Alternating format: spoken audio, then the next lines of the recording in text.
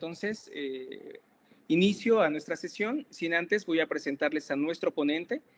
Él es el maestro Héctor Jiménez Blas. En su trayectoria es médico cirujano por la Universidad Anáhuac, es maestro en Administración de Hospitales y Salud Pública por el Instituto de Estudios Superiores en Administración Pública y desde hace 8 años se desempeña como consultor médico de la Comisión de Conciliación y Arbitraje de México, donde es responsable de recibir, analizar inconformidades derivadas de la atención médica y llevar a cabo conciliaciones en los casos pertinentes. En el mismo sentido, como el día de hoy, brindar conferencias a los profesionales de salud como a ustedes. Le agradecemos, maestro, su disposición y le hacemos uso de la palabra para iniciar la ponencia. Muchas gracias. Muchas gracias, doctor. Agradecerle sobre todo a todos ustedes la invitación para poder hablar un poquito de un tema un poco distinto quizá a lo que todos como profesionales de la salud estamos acostumbrados a entrar a sesiones clínicos, por ejemplo, que nos hablen de avances en medicina. Sin embargo, estamos desde otra perspectiva importante para todos los profesionales de la salud. Entonces, si me permiten, comparto yo la presentación. Sí, doctor.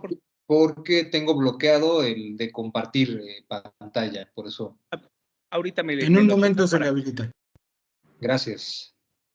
Perdón, doctor, nada más, antes igual de que lo que checamos esta situación, quería comentarles a los asistentes que pueden en este chat colocarnos su nombre completo y la asociación a la que pertenecen para que se tome como asistencia, o también se les va a dejar una liga de Google Forms en donde pueden contestarla y de la misma forma nos harán llegar pues su registro de asistencia por ese medio. Ya tiene habilitado para compartir, doctor. Gracias, voy a compartir entonces.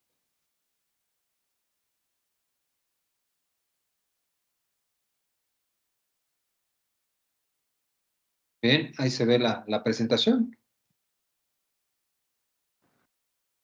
Sí, doctor, sí se observa. Perfecto, pues vamos a dar inicio entonces. Como bien comentaba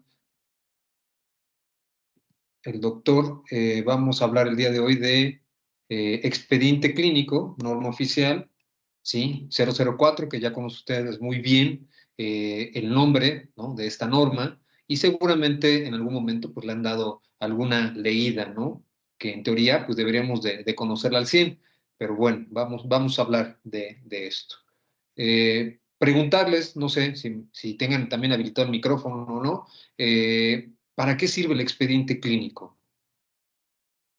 Con esto me gustaría comenzar. No me sé si puedan participar 3 personas que me comenten para qué sirve este expediente clínico. Todos tienen habilitado el micrófono. Cuando gusten pueden hacer uso de él. Perfecto. El concepto que tengan, sin mayor problema. Pues, documento legal, ok. Ok, por ahí dijeron documento legal. ¿Alguien más?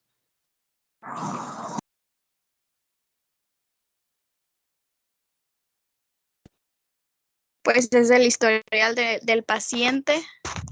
Ok, muy bien. Una última persona, por favor.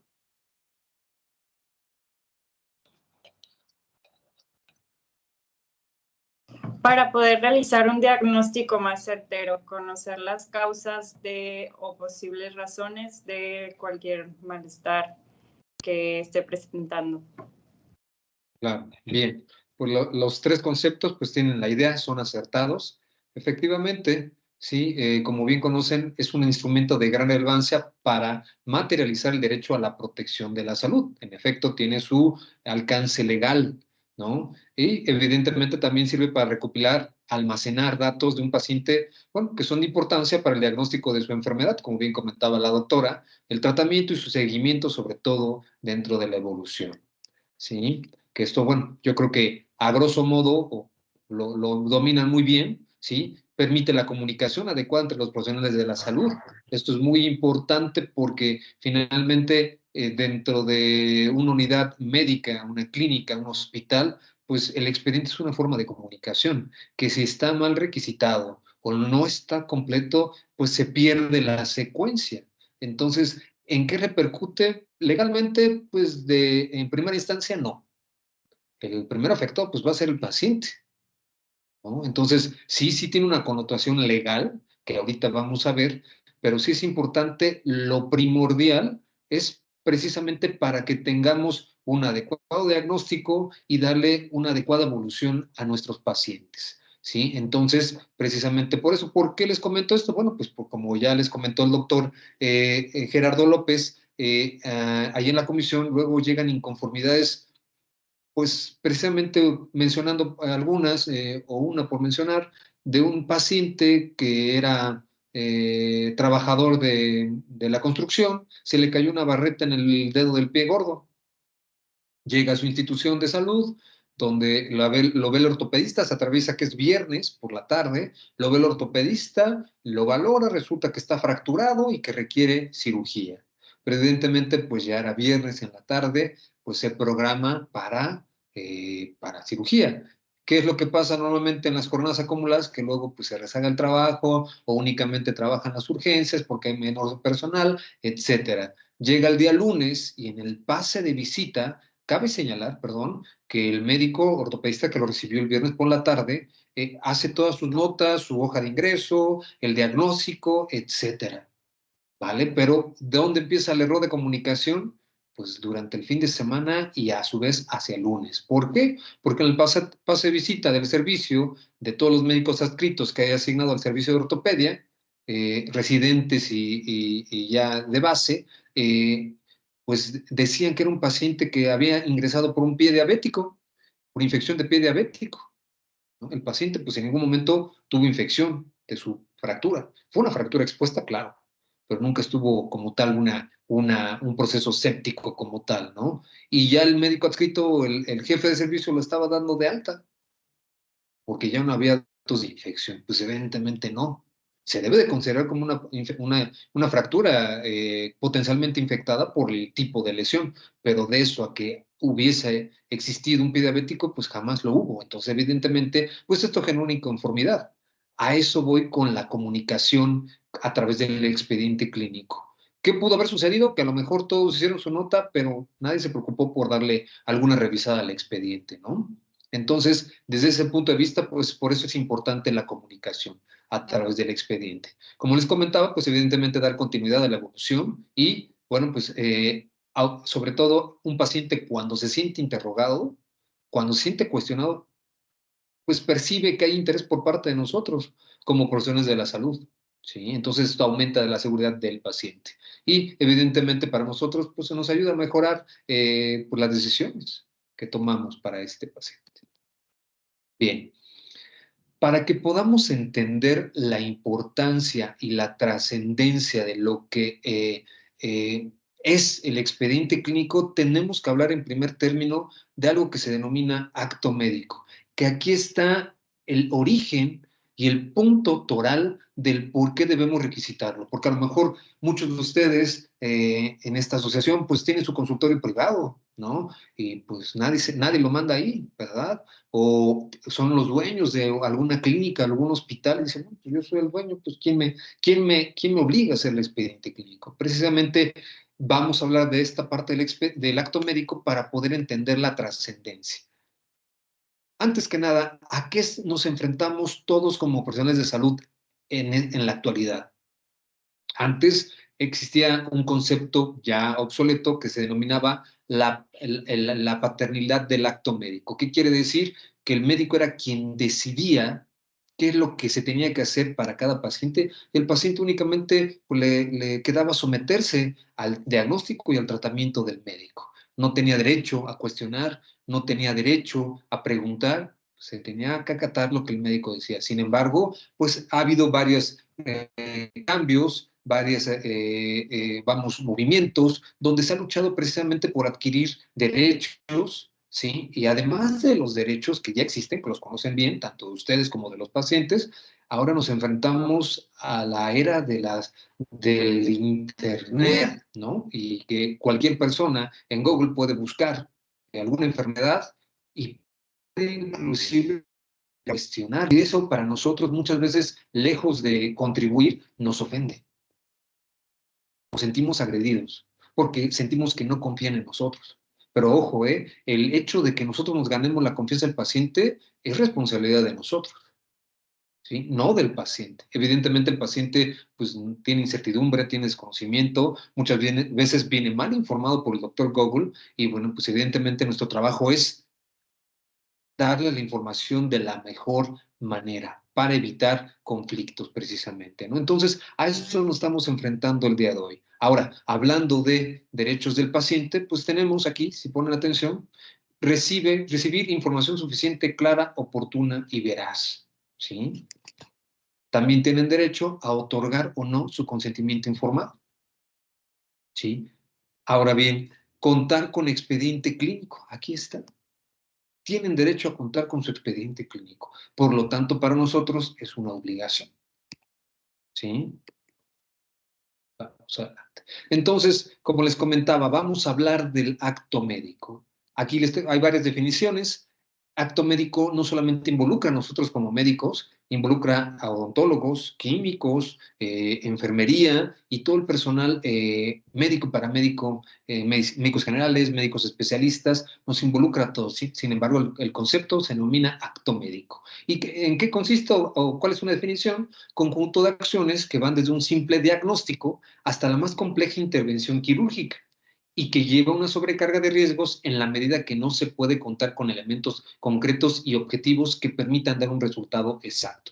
Esta es una definición muy sencilla, ¿sí? Y hay otra que define como actividad de evaluación diagnóstica, pronóstica, de prescripción o ejecución de medidas terapéuticas ejercida por un médico o profesional de la salud con libertad de decisión y consentimiento del sujeto, con fines de protección a la salud. ¿Vale? Esto es el acto médico. Y muchos me pueden decir, bueno, ¿qué tiene que ver con expediente clínico? Vamos a ver a continuación. El acto médico tiene 5 principios y vamos a decir que 3 obligaciones. Aquí está todo el punto por el cual tenemos la obligación de realizar expediente clínico. Pero vamos a hablar de cada uno de estos principios. El primer principio que voy a hablar es el de profesional. Y profesional no me refiero a que sean profesionales o no en su labor diaria. Me refiero al artículo 5º constitucional que establece que cualquier mexicano o todos nosotros como mexicanos podemos ejercer la profesión que queramos siempre y cuando tengamos la patente para poder ejercerla. Hablo de cédula y título profesional. Cédula y título profesional de especialidad. ¿Sí? Oiga, doctor, pues es que yo hice la residencia y me dieron un diploma en mi hospital y llevo 20 años ejerciendo y nunca saqué mi cédula, pero tengo todos estos años de experiencia. ¿Estoy incumpliendo con la ley? Sí. Y está sujeto a responsabilidad. Aguas con eso. Por ahí hace algunos años allá a las oficinas de la comisión llegó un ortopedista muy experimentado, pero hubo fatiga de material. ¿Puede ser derivado o una complicación propia de los procedimientos? Sí. Pero en el momento en que solicitamos cédula y título profesional de especialista, legalmente no lo es, no es ortopedista. ¿Y qué sucedió? Pues tuvo que conciliar a ese doctor. Y no fue una cantidad pequeña. Y le convino, porque si esto trascendía a una instancia penal o civil, no le iban a reclamar el reembolso de lo que había gastado el paciente, que le iba a costar mucho más. ¿Sí? Porque esto inclusive puede caer en lo que se llama usurpación de la profesión. Así que aguas porque yo se lo puedo decir con mucha experiencia, tengo compañeras abogadas y son muy, muy cuadradas en ese sentido. Bien, el siguiente punto o el siguiente principio es el ser objetivo. ¿Qué quiere decir? Esto es muy sencillo. La medicina siempre va encaminada a la prevención, a la curación y a la rehabilitación. Nunca puede ir en retrospectiva. ¿Vale? Eso se refiere con el principio de objetividad. Debe ser un acto médico ético, apegado a los principios de la bioética. ¿Cuáles son? No me voy a tener mucho en ellos ahorita, pero son beneficencia, no maleficencia, autonomía y justicia. Esos son los principios de la bioética, ¿sí? Entonces, vamos con el siguiente principio, que es el principio de legitimidad. ¿A qué se refiere este principio? Y yo creo que de los demás trascendencia para evaluar precisamente el acto médico. ¿Y a qué me refiero con evaluar el acto médico? Nosotros en la comisión lo que valoramos o lo que analizamos es precisamente el acto médico del profesional de la salud. ¿Estuvo apegado a los principios, obligaciones? ¿Sí o no? ¿Apegado al lex artis? ¿Sí o no? De ahí se va a derivar el que exista o no responsabilidad.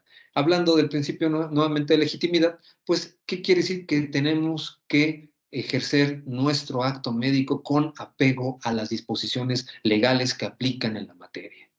¿Sí? Y en un momento más vamos a profundizar un poquito en este punto. Y el otro principio que, como había comentado, pues que tiene que ser apegado a la lex artis. Ahorita vamos a hablar, o van a ver, qué se le considera de lex artis aquí en México. Por otro lado, tenemos la obligación de medios, la obligación de seguridad y la obligación de resultados. Aquí en la obligación de resultados ponemos no siempre, porque hasta hace unos meses se considera únicamente la obligación de resultados cuando se pactaba el resultado. Hablamos de cirugía estética o cirugía dental en cuestión estética, que se pactaba cómo iba a quedar la nariz, cómo iba a quedar los senos, cómo iba a quedar los glúteos a lo mejor, y pues es un resultado que de alguna forma se pacta, pero finalmente pues también está sujeto a la idiosincrasia de la evolución del paciente. ¿Sí? Entonces, un momento más también vamos a hablar sobre todo vamos a hablar de la obligación de medios y la obligación de seguridad.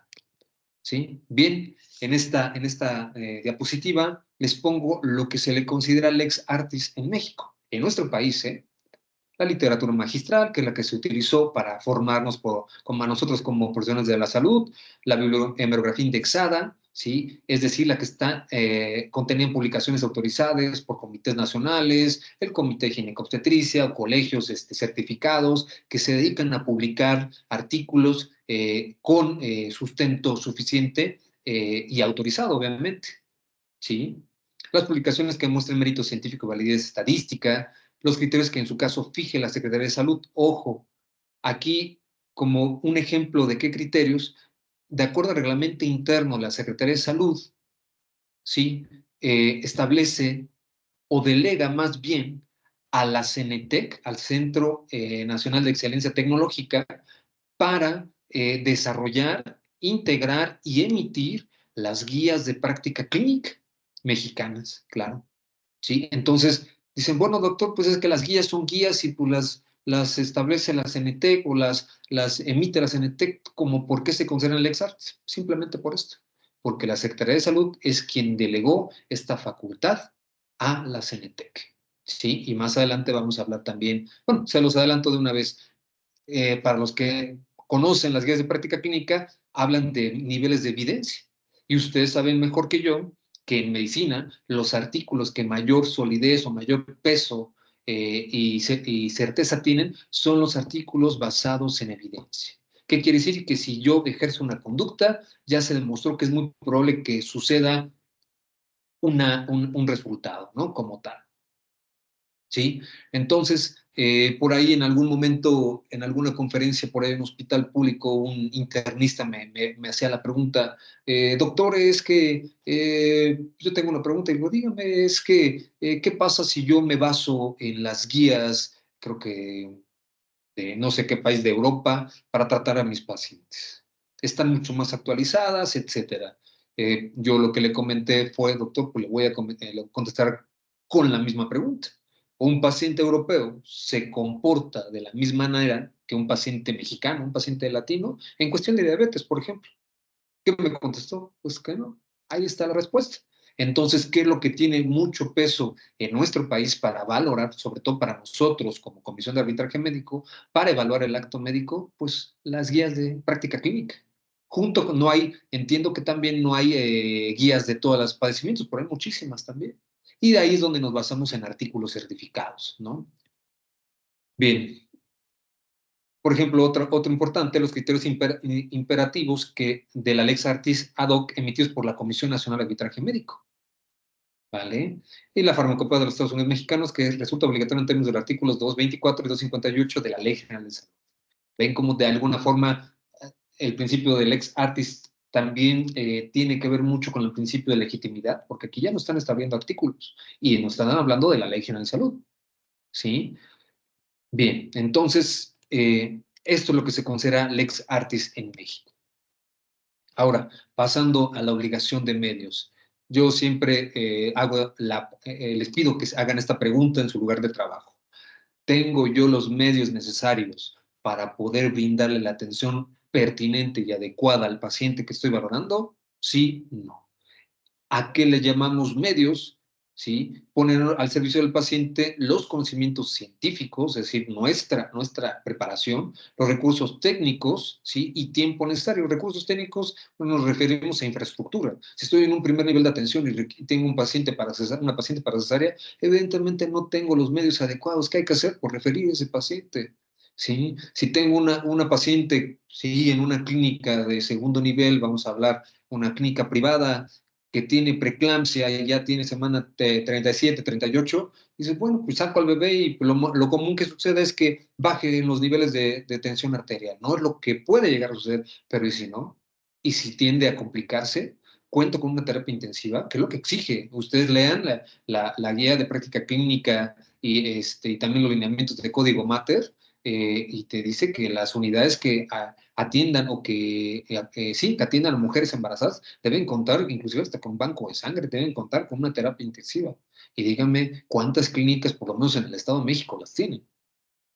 ¿Sí? Entonces ya desde ahí la obligación de medios ya no está del todo al 100. ¿Sí?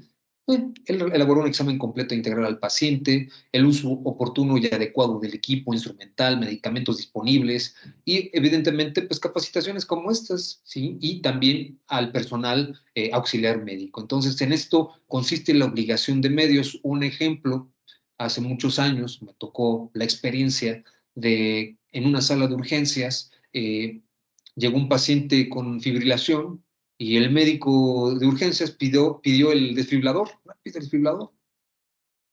De repente por ahí una voz a lo lejos se escuchó de, no tiene pila o no está cargado. Y entonces en lo que van, lo conectan, prende, ¿cuánto tiempo se perdió ahí?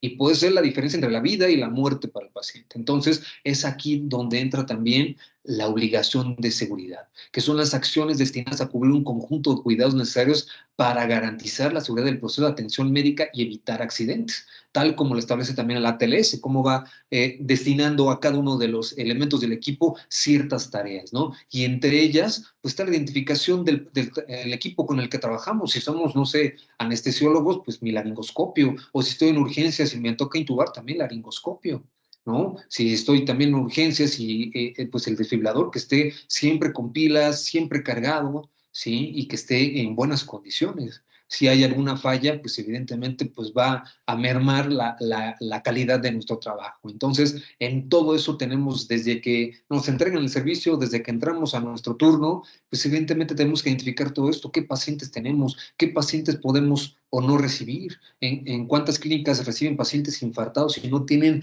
los elementos o los medicamentos necesarios para contrarrestar el infarto, ¿no?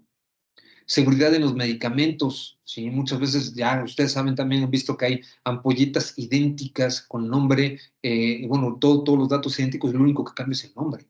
Hasta ahí puede haber errores, ¿sí? Todos los pasos en quirófano que ya se establecen de acuerdo a la norma ISO 9001, en cuanto a la cirugía segura, lavado de manos, la colocación del catéter, todo lo que implica evitar accidentes, ¿no?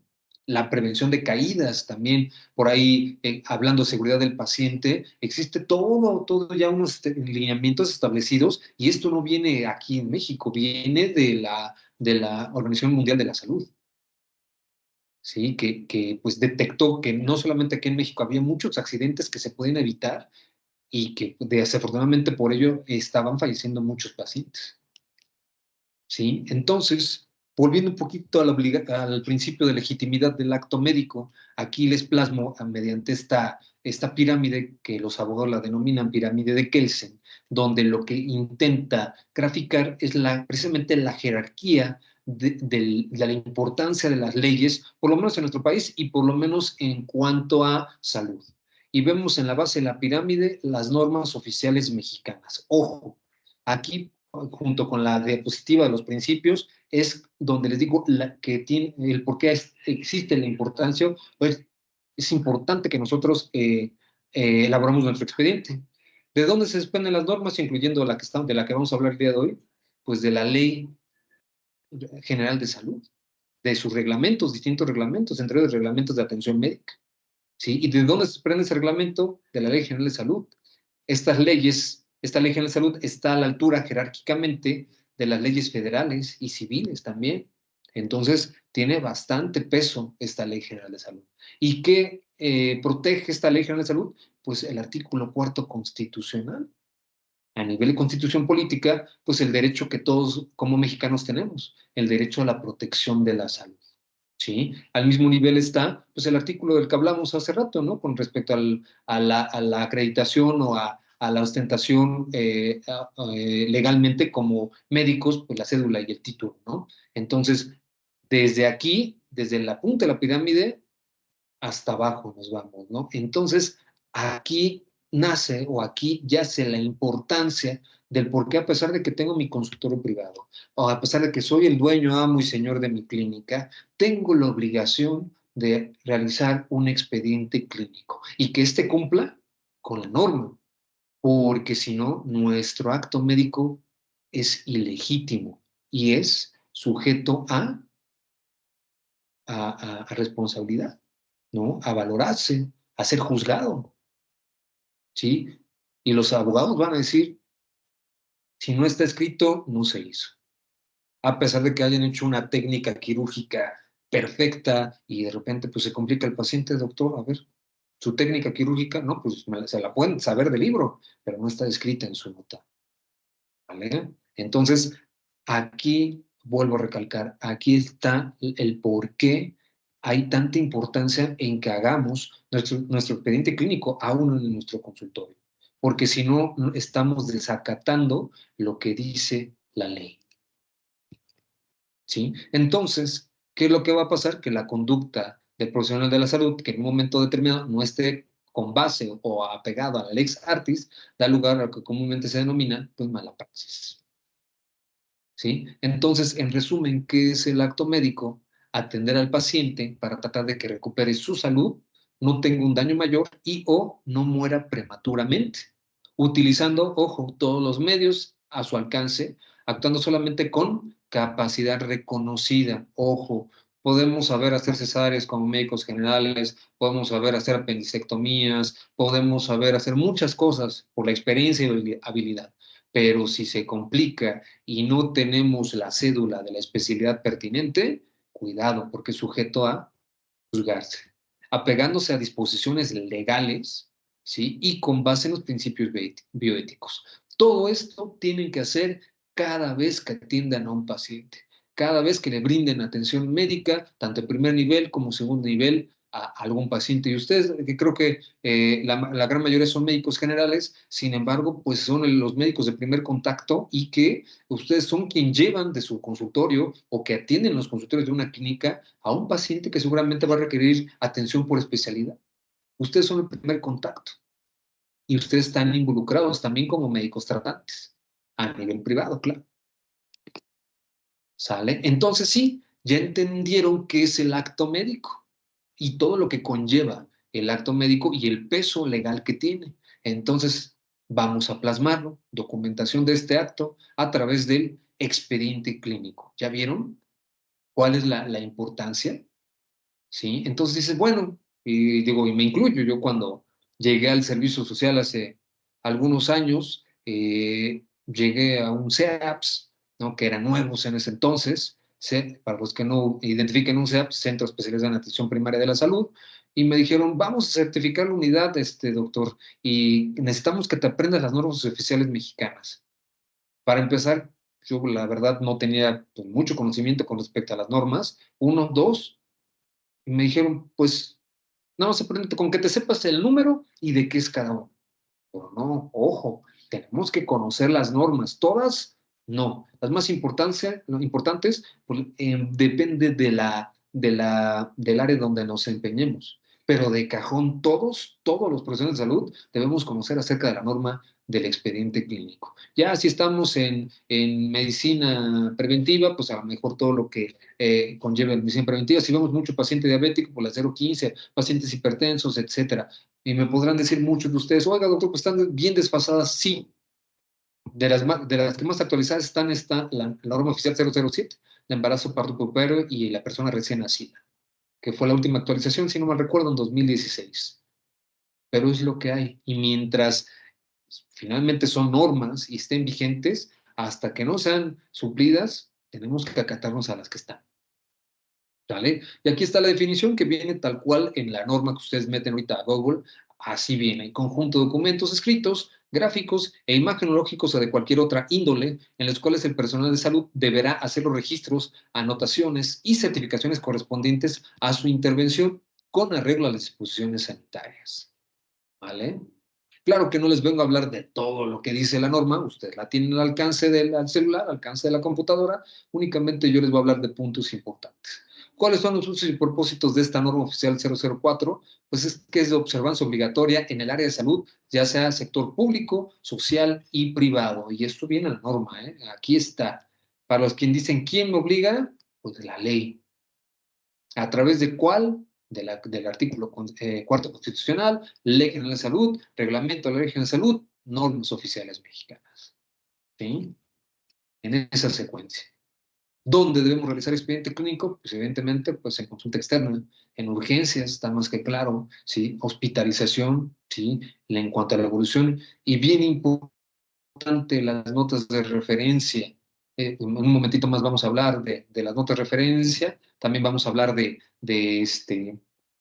un caso rápidamente para que entiendan la importancia del que tienen las notas de referencia. ¿Sí? Características de las notas, ¿qué deben de contener mínimo las notas del expediente clínico? Nombre completo de la institución, identificación del paciente, lenguaje técnico médico sin abreviaturas, bien importante, fecha y hora de cada nota. Luego, al revisar expedientes clínicos, nos encontramos con que no tienen hora.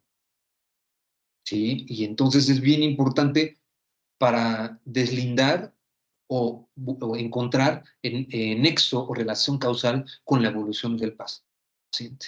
Porque ustedes vieron un paciente en la mañana, muy temprano, y de repente en la tarde se complicó, y ustedes podrán llegar cuando nosotros lo citemos allá a audiencia, doctor, es que yo cuando lo vi estaba bien, sí, por aquí ahora lo vio, muy temprano, pues demuéstrenme que ahora lo vio. Si la enfermera se le ocurrió anotar algo en su hoja de enfermedad con respecto a su valoración, pues ya la hicieron. Pero si no, cuidado, porque no podemos establecer cuánto tiempo pasó. Sabemos que ese día ese paciente estuvo mal y que fue atendido por ustedes y por otro médico más tarde.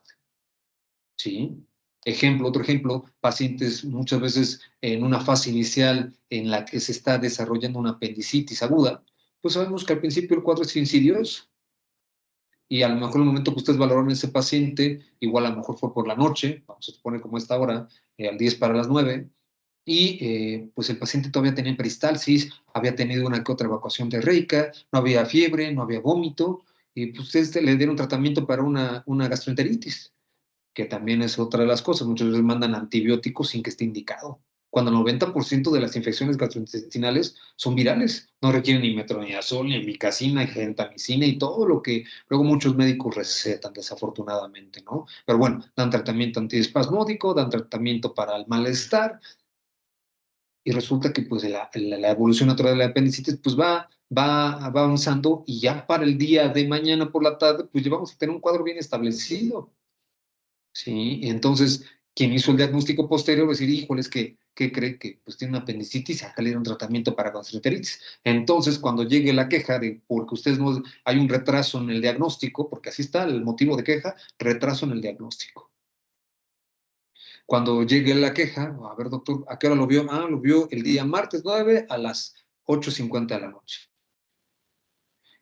El paciente empezó con datos francotitis, otro día, más de 2 horas después, pues evidentemente pues no hay como forma de que haya tanto nexo causal, ¿sí? O relación causal, porque sabemos que pues pasó tanto tiempo en el que la evolución pues fue ahí complicándose cada vez más, ¿no? Pero si resulta que lo vieron a las 3 de la tarde y a 2 horas más tarde lo ven y es el diagnóstico de apendicitis, entonces sí ahí podemos establecer nexo causal. Entonces por eso es bien importante establecer fecha y hora. También en las hojas de referencia, ¿no? Muchas veces hoy por la noche les llega una paciente a su consulta con embarazo, con preeclampsia, vamos, leve, ¿no? Que ya no se maneja tanto el término de leve, pero finalmente una preeclampsia leve, y ustedes le dan su hoja, ¿sabe qué? Se tienen que ir a un hospital, señor.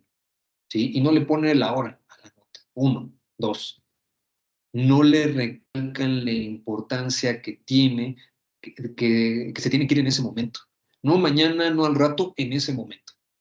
Ella es un código rojo en ese momento. Con 140-90, ustedes si ven, repito, los lineamientos del código Mater, ahí está establecido. ¿Sí? Y no la mandan o no le explican, porque la paciente, pues, pues sí, pues vamos mañana al hospital, le habla con su esposo y dice, pues vamos mañana temprano, ¿no? Porque ya es de noche. Y van hasta mañana y ya para cuando la hora mañana, pues la paciente está complicada. ¿Sí? Entonces, por eso es importante, acuda inmediatamente a hospital, ¿no? A segundo nivel. Fecha y hora y a lo mejor hasta firma de la paciente. Y entonces, si al rato se complica y hay una desafortunada muerte materna o inclusive del binomio, evidentemente cuando venga el comité de muerte materna, doctor, ¿qué pasó? Que ustedes tengan la copia de esa hoja de referencia, yo la mandé y ella me firmó y yo le aclaré y aquí está escrito que tiene que acudir inmediatamente, de urgencia. Ella acudió por algún otro motivo hasta el siguiente día. Entonces, ahí no podemos vincularlos o no podemos establecer relación causal. ¿Sí me explico? Esa es la diferencia entre en tener una nota adecuada, ¿sale? Que no debe llevar ni tachaduras ni enmendaduras, y evidentemente tiene que llevar su nombre completo, cédula profesional y firma de los médicos. ¿Ok? Bien. La historia clínica, pues ya saben todo lo que debe contener, el interrogatorio, exploración física, resultados de los estudios, diagnósticos, pronóstico e indicaciones. Nota preoperatoria, no sé si haya quirúrgicos aquí en esta sesión, pero es bien importante, o si trabajan a nivel privado y ustedes como médico tratantes llaman a un cirujano, llaman a un ginecobstetra, llaman a un ortopedista, a cualquier quirúrgico, la nota preoperatoria debe ser elaborada por el cirujano que va a intervenir, incluyendo a los dentistas. Pues porque los dentistas son los que menos expediente hacen, ¿sí? Y bueno, todo lo que dice la norma que debe contener esta nota preoperatoria. Y lo mismo va a pasar con la nota posoperatoria. También tiene que ser elaborada por el cirujano que intervino. ¿Es responsabilidad de los residentes? No. ¿Es responsabilidad de los internos? Menos. ¿De cualquier otro personal? Tampoco.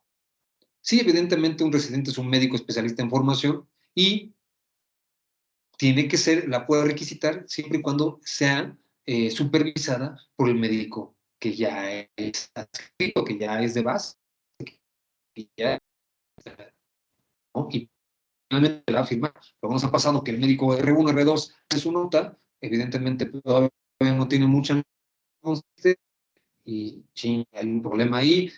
Lo adscrito, pues nada más como dice su nombre y firma. Y ahí, ¿para quién es responsabilidad? Para el médico residente, no intervino. Sí. Que reporta la norma que debe como mínimo la nota postoperatoria. Lo pasa con la nota preanestésica, debe ser llenada por el anestesiólogo, ¿sí? Y con la postanestésica también.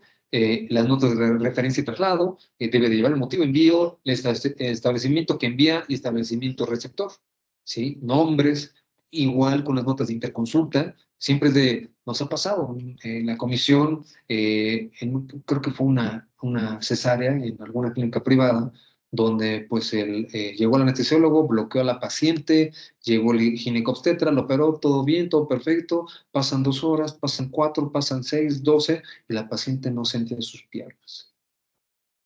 Y entonces el médico tratante le dice porque eran compadres, al anestesiólogo, compadre, oye, échale un ojo a la paciente, ¿no? Sí, yo la veo, no te preocupes. Uno, jamás lo vio, esto no fue a nivel comisión, fue a nivel ya penal, ¿sí? Cuando llegó con los compadres al citatorio, compadre, ¿verdad que yo te dije que la valoras? El anestesiólogo dijo, a mí nunca me pidieron que la valorara nuevamente, si no yo hubiese acudido. Entonces, ¿qué pasó? Pues aquí se acabó la amistad, se acabaron los compadres. Aquí el abogado del anestesiólogo le asesoró con respecto a que no hay nota de interconsulta, tú di que nunca la viste, que nunca te dijeron nada. ¿Sí? A ese grado llegan, ahí se acaba toda clase de relación que puede existir.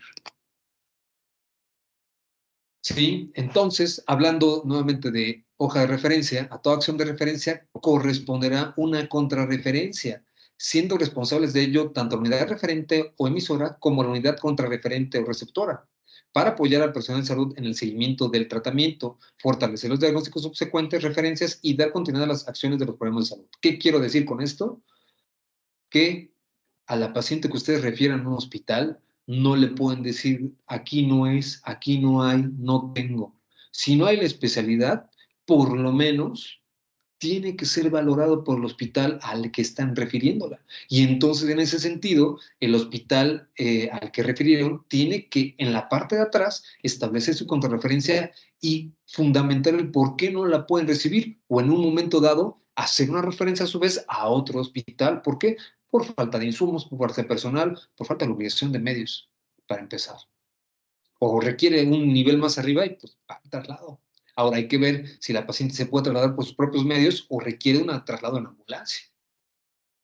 Si ustedes leen los lineamientos del sistema de referencia y contrarreferencia, establece que, bueno, esto es en un mundo perfecto, ¿no? Que si la unidad emisora no tiene o no cuenta con ambulancia, la unidad receptora tiene que ayudar aportando la ambulancia a la emisora. Pero finalmente esto muchas veces se torna un poquito complicado en algunas ocasiones. Sin embargo, ustedes cuando sea por propios medios, que el paciente se vaya por sus propios medios, tienen que asesorar bien a sus pacientes. ¿Sabe qué? Usted la estoy mandando, no sé, al Hospital Juárez de México. Usted no se mueva de ahí y coménteles que no se mueva de ahí hasta que no sea valorado y que les pongan en esa hoja por qué no la pueden atender. No es como que aquí no es, pasa a la siguiente ventanilla, ¿no? No, tienen la obligación de contestar el por qué no. Y la mayor parte de las veces sí se puede.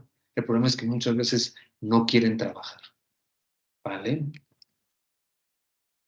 Rápidamente, para que les digan a las colegas, a las compañeras enfermeras, pues que tienen, también son parte del acto médico y lo ejercen en su día a día. Y bueno, pues también tienen que llevar a cabo sus registros de enfermería. Y también están sujetas a repercusiones y a responsabilidades por falta de un requisitado adecuado, ¿no? No me voy a detener tanto en este sentido para no hacerlo tan largo, ¿sí?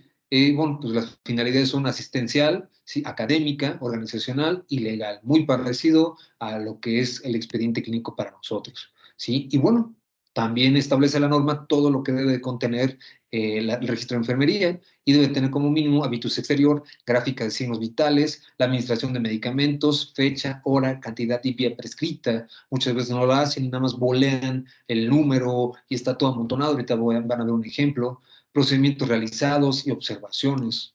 ¿Sí? Muchas veces las enfermeras son las que más nos ayudan al momento de análisis de un expediente. ¿Sí?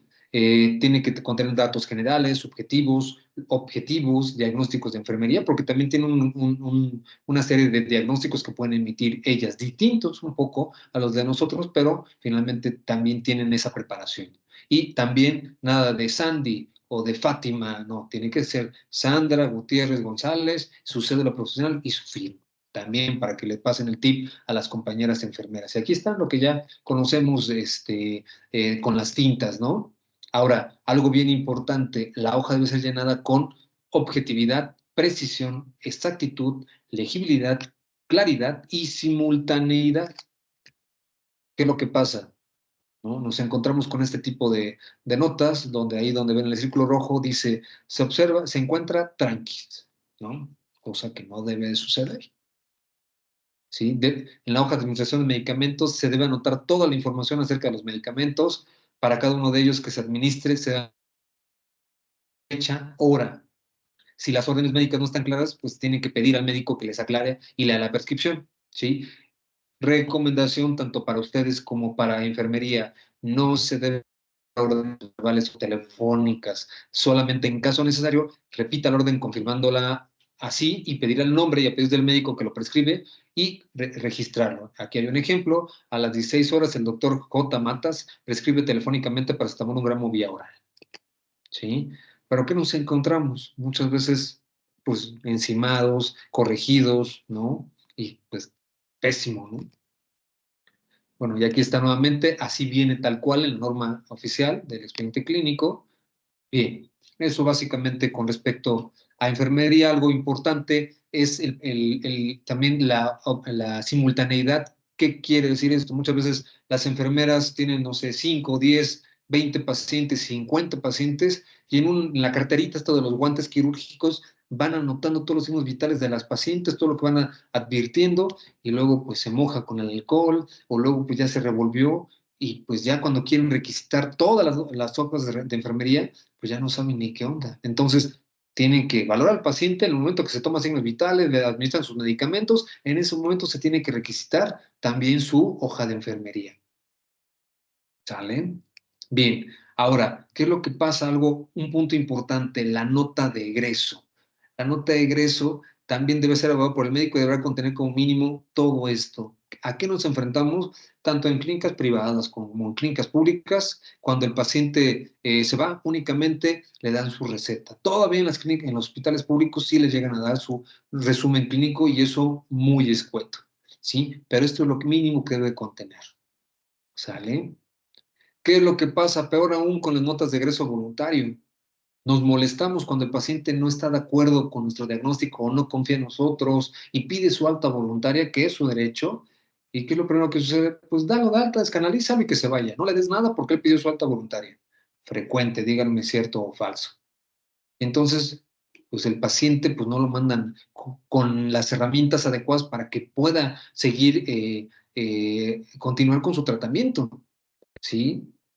¿A qué me refiero? Pues también tienen derecho a una segunda opinión y si no nos creyeron, también tienen derecho. A lo mejor sí nos creyeron, pero tienen su médico de confianza. Entonces, la nota de egreso voluntaria también hace las veces de un consentimiento informado, donde, ¿sabes qué? Tú te estás yendo de alta en contra de mi recomendación por estos motivos, ¿no? ¿Cuál es el motivo por el cual si no te operas de apendicitis aguda, pues te puedes complicar y te puede suceder una perforación intestinal, una sepsis abdominal y bueno, te vas a poner muy grave? ¿No? No que muchas veces en muchos hospitales les dicen, si no se opera de apendicitis se va a morir.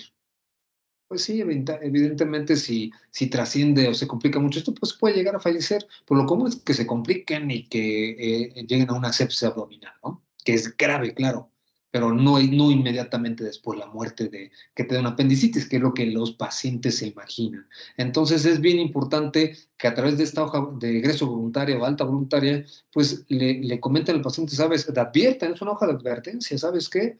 Tú tienes este diagnóstico y tú te estás solicitando tu alta por estos motivos, pero pues es importante que te atiendas por esto y por aquello, ¿sí? Y bueno, pues que firme su alta voluntaria.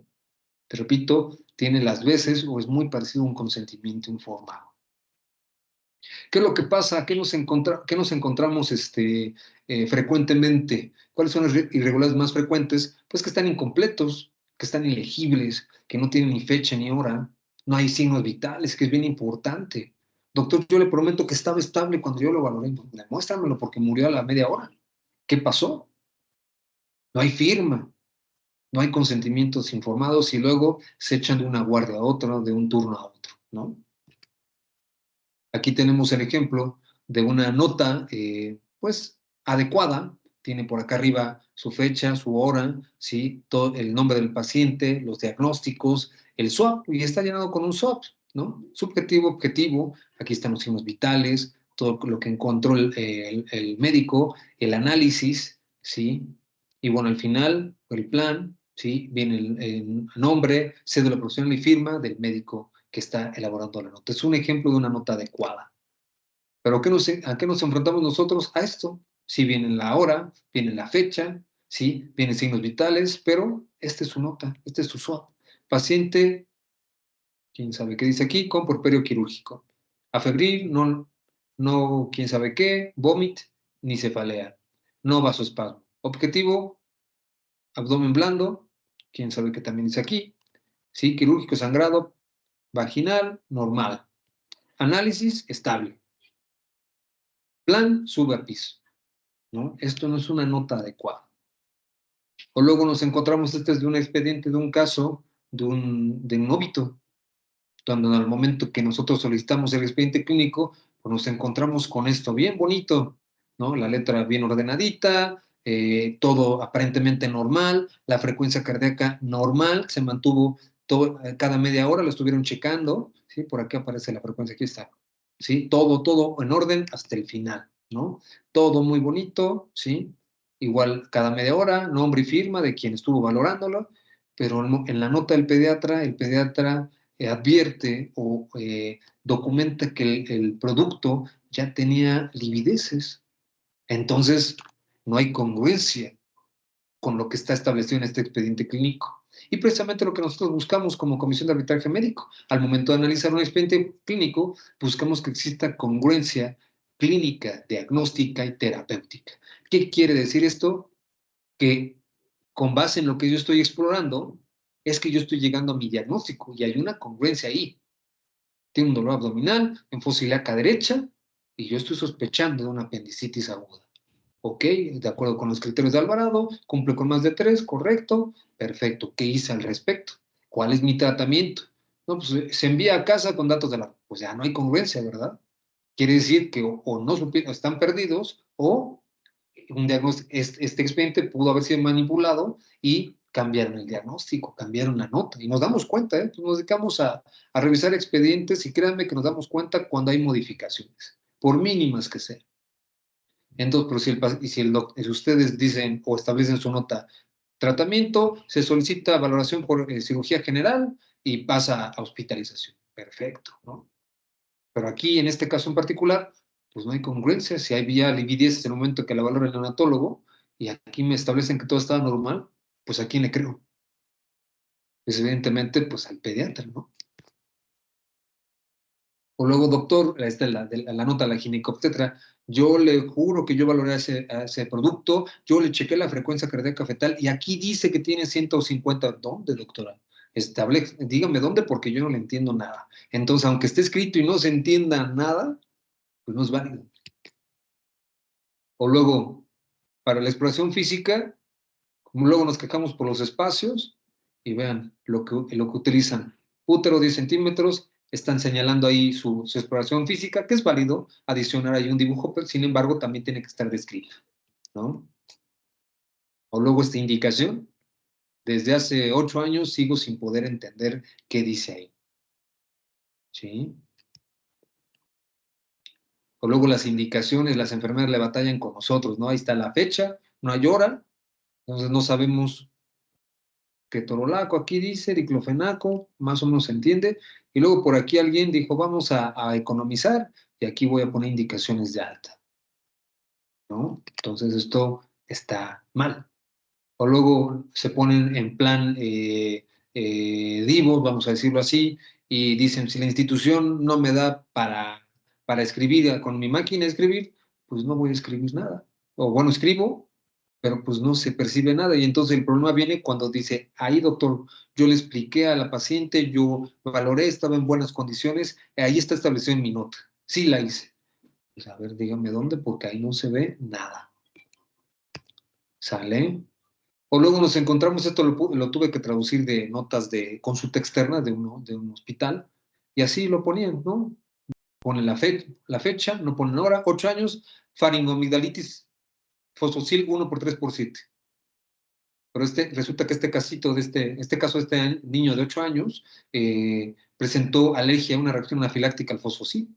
Y entonces cuando le preguntamos al médico, doctor, ¿cuál fue la indicación del fosfosil? La faringoamigdalitis, ¿ok? Y luego, si estadísticamente el 90% de las infecciones respiratorias son virales, justifíqueme cuál fue el uso del fosfosil. Pues que tenía criptas, exudado, puntos blancos. ¿Dónde está su nota, doctor? No había. Entonces, adquirió responsabilidad ahí. Y aquí, por mencionar otros ejemplos, fractura de cúbito derecho, fijación 4 semanas, tempra, PRN, ¿no? Rehabilitación, doctor Ruiz, GEPI, sin deshidratación, medidas generales. ¿Dónde está toda la exploración? ¿Dónde está toda la clínica? Como postoperatorio de apendicitis, grado 1 sin complicaciones. Hace 2 semanas, control niño sano. ¿Sí? Estas no son notas, no cumplen absoluta con la norma. Entonces, están sujetas a ser juzgadas. Y bien, para finalizar, porque finalmente creo que vamos por ahí de los 50 minutos ya, no voy a hablar de consentimiento informado porque es un tema bastante largo también, ¿sí? Simplemente quiero que se queden con esta parte, ¿sí? De la ley que viene establecido en la Ley General de Salud, que establece en su artículo 51 bis 1, que los usuarios tendrán derecho a recibir información suficiente, clara, oportuna y veraz así como la orientación que sea necesaria respecto de su salud y sobre los riesgos y alternativas de los procedimientos diagnósticos y terapéuticos y quirúrgicos que se le indiquen o apliquen. Y de ahí emana el consentimiento informado, que si en algún momento nos vuelven a invitar, con gusto podemos hablar de todo lo que conlleva lo que es el consentimiento informado y el peso legal, ¿no? Y el cómo debe ser requisitado, porque en ocasiones, en muchos lados, como que copiaron o jalaron el modelo que tenía la Secretaría de Salud, el ISEM en este caso, donde es un consentimiento informado con varios rubros que dice diagnóstico, tratamiento médico, tratamiento quirúrgico, tratamiento anestésico, riesgos y complicaciones, ¿no? Yo creo que algunos de ustedes lo ubican, lo reconocen, y déjenme decirles que ese formato está mal. No hay formato perfecto. Lo que te establece la ley, lo que establece la norma, es que debe contener ciertos requisitos, entre ellos el diagnóstico, pero, ojo, el consentimiento informado sí tiene una connotación legal, pero es secundaria. No es un documento que nos sirva para protegernos a nosotros en primera instancia. Repito, es una segunda o un efecto colateral. El principio fundamental del consentimiento informado es hacer valer el derecho de los pacientes a ser informados. Eso es. ¿Y cómo van a firmar? Porque muchas veces firman un consentimiento informado en blanco y no es válido, ¿no? Tiene que venir en un idioma o en lenguaje que no sea técnico. Bueno, puede venir mezclado, no sé, si va a ser un procedimiento de histerectomía abierta, le ponen a un lado entre paréntesis, retirar la matriz por miomatosis uterina, porque tiene tumores benignos, o sea, ponerlo o escribirlo en lenguaje que los pacientes lo entiendan para que sepan qué van a firmar. Ejemplo, hace algún tiempo llegó una usuaria para nosotros enojadísima porque le quitaron su matriz, así llegó, no es que me quitaron mi matriz. Y yo firmé únicamente para que me hicieran una rutina de ovario. Y entonces te quedas, caray, pues ¿qué pasó aquí, no? Para los que saben, una rutina de ovario implica desmantelar todo el útero, quitar los anexos, tomar biopsias, inclusive hasta quitar el apéndice, se va todo. Y la cirugía se llama rutina de ovario, y así lo establecieron con consentimiento informado.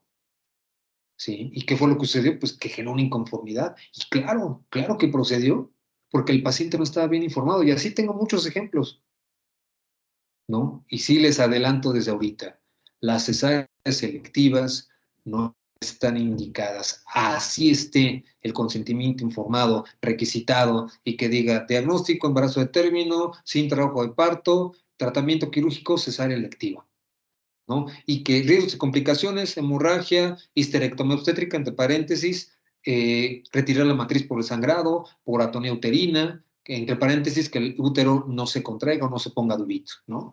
Que en términos de lenguaje que el paciente implique, y que la paciente haya firmado y que el médico haya firmado, los testigos, perfecto, está bien requisitado el consentimiento informado.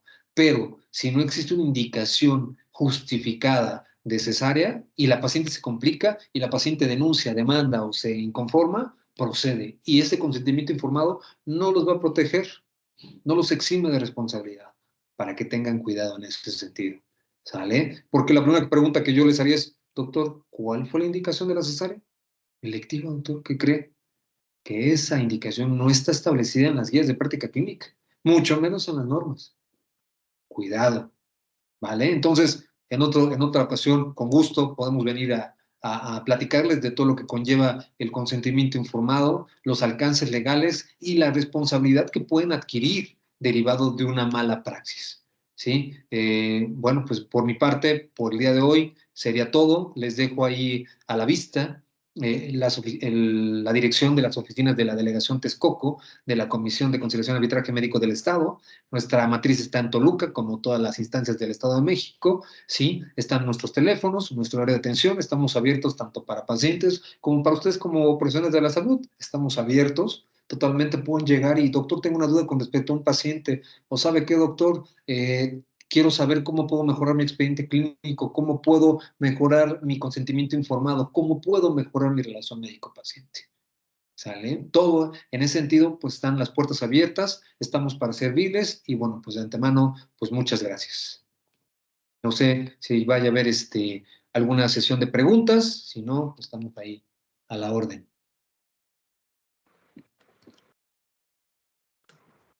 Le agradecemos mucho, maestro Héctor Jiménez Blas, por su excelente ponencia. Por supuesto que nos dio muchos tips que nosotros en la práctica médica debemos cuidar, precisamente para evitar tener algún conflicto legal, ¿no? En efecto, vamos a dar unos minutos. Si alguien quiere hacer alguna pregunta, sería el momento para poder realizarla. Si tenemos a Abimael, si gusta puede ejercer su pregunta, por favor. Ok, buenas noches, doctor. Sí, una pregunta. Respecto a lo de la firma cédula, ahorita es muy elemental que se use el sello. Por ejemplo, en las hojas, en las indicaciones, en las notas. Ahí ¿se puede usar el sello o es necesariamente que se escriba con pluma? Puede ser el sello siempre y cuando la firma sea de usted. No solamente tiene que ser el sello, porque usted no sabe si alguien más agarró su sello y puso su firma. Digo, esperemos que nunca suceda, pero puede llegar a suceder. Ah, ok. Ok, muchas gracias, doctor. Esa era mi duda. Al contrario. Bien, ¿alguien más que tenga alguna pregunta?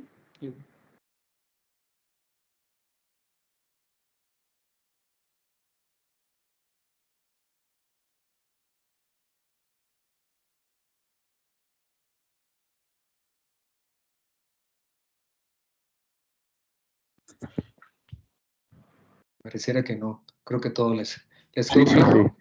Ah, Hay adelante. algunas preguntas en el chat, perdón, disculpen, doctores. Hay algunas preguntas en el chat. Si gusta, se las leo, doctor, para mayor rapidez. Gracias. Gracias. Dice Lourdes Tobar, ¿el expediente clínico en consultorio es digital o en físico? Bien, si no cuentan con lo mínimo establecido con base en la norma 0024 expediente clínico electrónico, no pueden tener un expediente clínico electrónico. Tienen que tener todo un sistema que ya los venden, ¿no? Ya los venden y que en teoría, nunca los he visto yo, ya cumplen con esta norma, ¿sí? Pero, ¿qué es lo más importante de un expediente clínico electrónico? Que tenga firma electrónica. ¿Sí? Y si no la tiene, pues evidentemente pueden tener, si entiendo muchas veces, el espacio en un consultorio y el resguardo que tiene que ser mínimo por 5 años, desde su última atención, pues luego pues nos podríamos llegar a llenar de hojas y de expedientes. La recomendación sería tenerlo en su computadora y en el momento en que por alguna mala situación sea solicitado por alguna autoridad, lo tienen que imprimir y tienen que firmar todas sus notas. ¿Sí? O evidentemente en hojas membretadas, en hojas de la institución, en hojas de la clínica o del consultorio. ¿Sí? Pero sí, esos al momento en que se soliciten, tienen que imprimirlas y firmarlas. ¿Sí? Mientras no haya ninguna inconformidad, ustedes pueden llevar su expediente clínico en su computadora. Evidentemente va a ser un formato Word o como lo manejen, Excel, etcétera, o PowerPoint, como se acostumbre, pero sí, lo más común es que utilicen Word y que ahí vayan haciendo sus anotaciones, pero pues tiene que cumplir con la hora, con la fecha, los signos vitales y nombre completo y firma de las notas. Gracias, doctor. Una pregunta más que está en el chat. El doctor Aldo Palacios Espinosa pregunta, ¿qué tan importante es el emitir en la nota y la receta un diagnóstico con el código CIE-10? Desde el punto de vista médico-legal, vamos a establecerlo así, epidemiológicamente sí tiene una importancia. Les invito a que lean la norma 0017 desde de vigilancia epidemiológica. Tiene una trascendencia, sí, en que en teoría, ojo, en teoría todos, incluyendo consultorios privados y clínicas privadas, tendrán que tener su CIS y su SUIBE, todo lo que se llena a nivel de institución, tendremos que requisitarlo. ¿Para qué? Para un seguimiento epidemiológico, reportar enfermedades epidemiológicas, enfermedades infecciosas.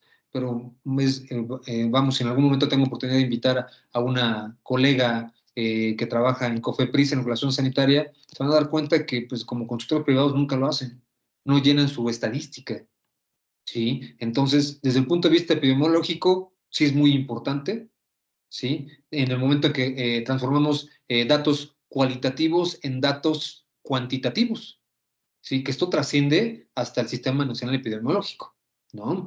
Que es lo que pasó con COVID y los casos que no se reportaban. ¿Cuántos casos a nivel privado se vieron y cuántos reportaron ustedes como médicos privados, ¿no? Pero a nivel cuestión médico-legal, por algún conflicto médico, no tiene trascendencia.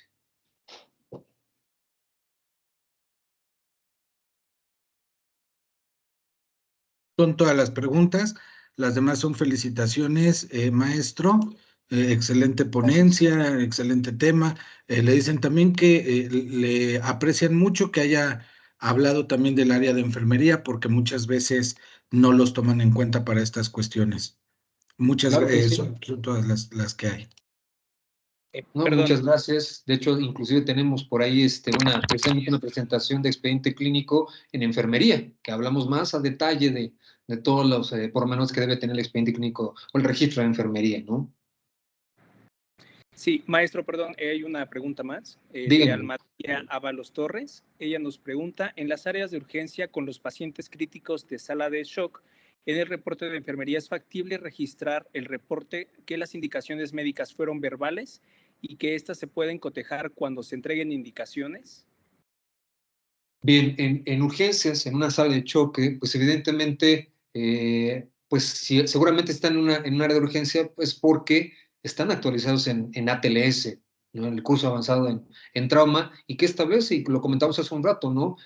Siempre va a haber un líder y va a delegar funciones. Tú vas a anotar todo y va, por lo general es una enfermera, ¿no? A tal hora se administró atropina, tantos miligramos. A tal hora se volvió a administrar otra y otra adrenalina, dependiendo o de azepam o lo que se requiera aplicar en ese momento. Pero siempre va a haber una persona destinada, una sola, para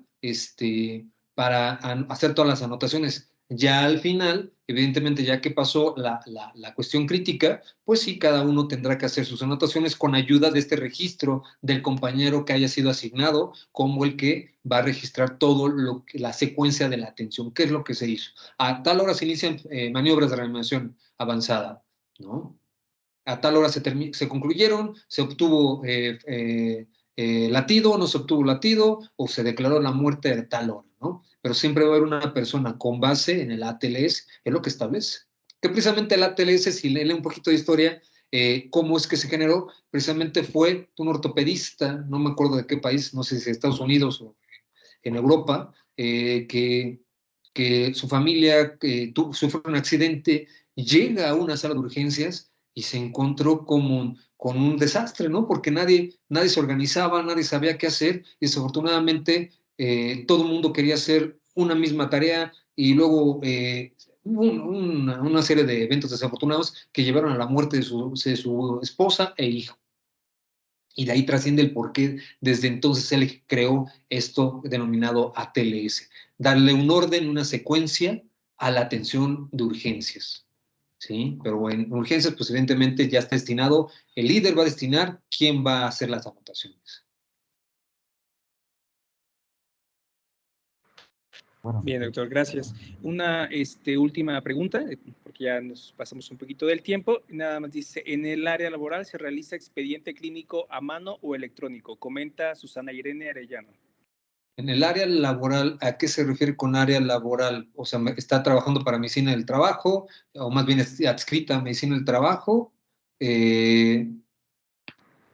Bueno, aquí nada más nos colocó Susana, en el área laboral. No sé si nos pueda volver a regalar otro mensaje, por favor, Susana Irene, para ser un poquito más específicos. Pues si no contesta, más bien sería si sí su... dice, ajá. Perdón, sí dice que está trabajando en una empresa, no en un hospital, supongo. Ok, Como es médico médico laboral, de una empresa. Sí, están obligados también a hacer expediente clínico. Y si la empresa cuenta o el servicio de esa empresa de atención médica cuenta con el servicio o con el sistema de un servicio de expediente clínico electrónico, hacerlo. Si no, de igual manera, tenerlo ya sea en una computadora, con un respaldo, es bien importante porque luego le pasa algo a esa computadora y si se suscita alguna situación médico-legal, pues tiene que imprimir igual y firmar todas sus notas. Ok. Sí, una más, perdón, nada más dice, para el CIS y SUIBE, solo hay que presentarse a la jurisdicción y ya ellos nos dicen qué hay que hacer o cómo sería el proceso, comenta Junuen Valdés. Así es, hay que acercarse a jurisdicción sanitaria. Ok. Ellos entregan precisamente por las, los formatos para llenar el CIS y el SUIBE. Perfecto. Bien, pues muchas gracias, maestro. Le agradecemos mucho la ponencia. Como ya vimos, hay muchas felicitaciones. Un tema muy interesante. Otras más también nos comentan sobre el área de enfermería. Posteriormente, a lo mejor ya nos pondremos de acuerdo a ver si se puede abrir un espacio para este gremio y contar, si ustedes nos lo permiten, nuevamente con su presencia para alguna ponencia más. Claro que sí. Doctor, nada más como un último favor, por favor. Perdón, la redundancia. No sé si me permitiría compartir mi presentación, que tengo que tomar evidencia también yo de la ponencia, que se vea mi conferencia, si me hace favor. Sí, claro, sin problema. Gracias. Si quiere hacerlo en este momento. Ok.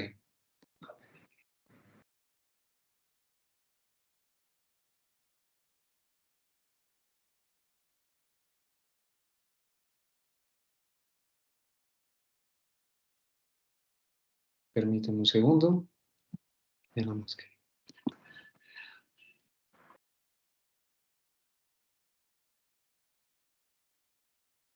Eso ya es consentimiento informado.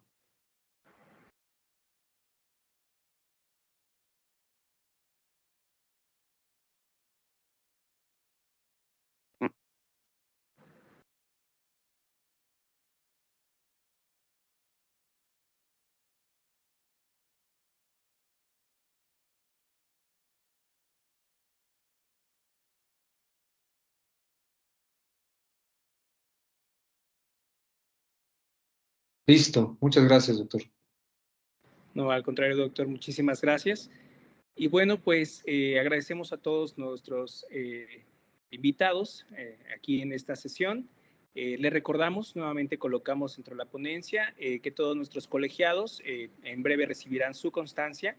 Recuerden que en el chat les dejamos una liga para poder pasar este registro de asistencia, y quien no es parte del colegio, los invitamos a que se colegien con nosotros, lo hagan mediante sus asociaciones, y si no son colegiados, pero desean que esta constancia del día de hoy tenga un valor curricular de 3 horas curriculares y 3 puntos para certificación, les dejamos en este momento cuál es la cuenta. El costo de la constancia es de 100 pesos y ahí viene el proceso para realizar el envío de su voucher de pago. Sin más que decir, nuevamente reiteramos el agradecimiento de su presencia. Los esperamos en nuestro próximo cuarto martes del mes, que estaríamos hablando del día 23 de enero, con el siguiente tema que se los haremos difundir por nuestras redes sociales. Muchísimas gracias a todos y hasta luego.